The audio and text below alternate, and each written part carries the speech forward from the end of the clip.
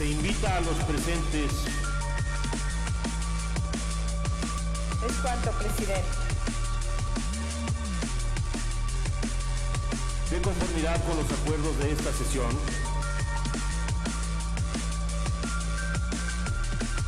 Cierres al sistema electrónico.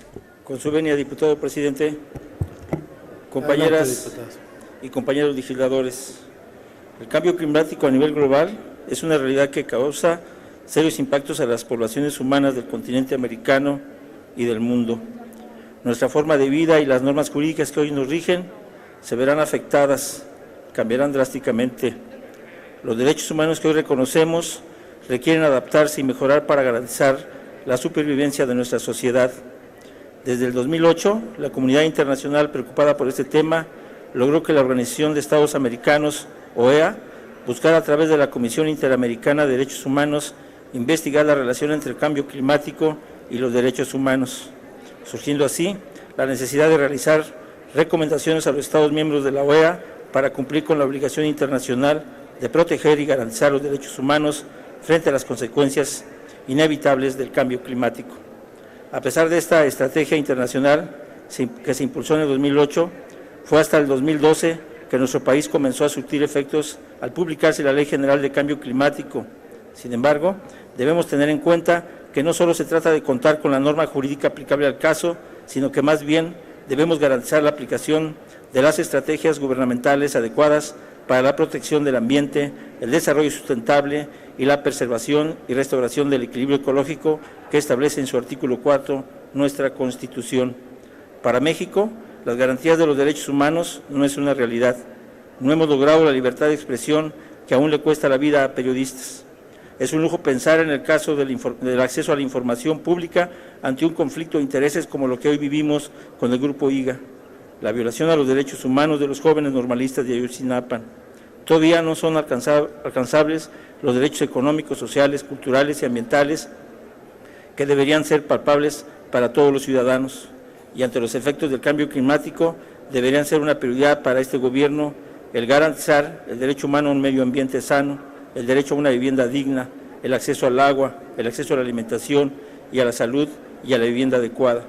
Estos derechos humanos representan un reto que nos obliga a actuar en lo inmediato para garantizar lo que ahora es un principio reconocido universalmente por el derecho internacional que señala el respeto a la dignidad inherente de la persona, es el principio en el que se basan las protecciones fundamentales del derecho a la vida y a la preservación del bienestar físico. Las condiciones de grave contaminación ambiental que puedan causar serias enfermedades físicas, discapacidad y sufrimiento a la población son incompatibles con el derecho a ser respetado como ser humano. En México tenemos la mala costumbre de actuar cuando nos enfrentamos inmediatamente a la escasez de agua, las sequías, las inundaciones e incendios forestales. Entonces sí nos ocupamos de atender las tragedias con urgencia. Esta costosa estrategia nos hace perder vidas humanas y provoca daños irreversibles a los ecosistemas, por lo que es urgente la implementación de medidas para prevenir y proteger los derechos humanos ante estos impactos potenciales. El gobierno no puede mostrar indiferencia ante las consecuencias graves de no emprender acciones de prevención, mitigación y adaptación al cambio climático.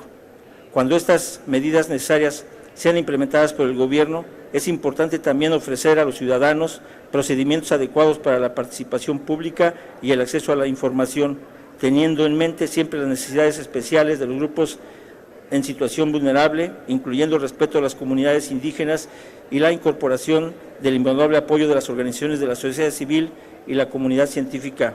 No esperemos consecuencias irreversibles, pongamos énfasis en temas como el impulso a la vivienda verde y autosustentable, la implementación del adecuado transporte público y ecológico, la promoción del uso de la bicicleta, etcétera.